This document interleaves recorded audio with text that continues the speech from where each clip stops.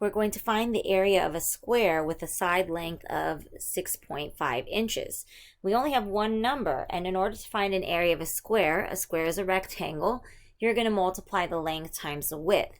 But a square is a certain kind of a rectangle, and on a square, all the sides are the same.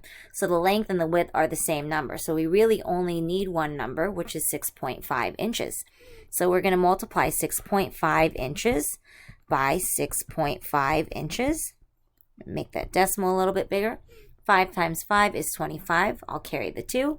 6 times 5 is 30, plus the 2 is 32. I'm moving on to the next place value, so I'll put down a place value 0. 6 times 5 is 30. I'll carry the 3. 6 times 6 is 36, plus the 3 is 39. I'll go ahead and add those numbers.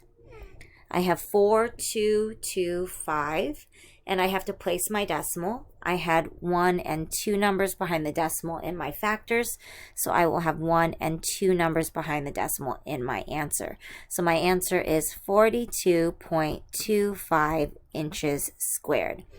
And I could always round and estimate to check.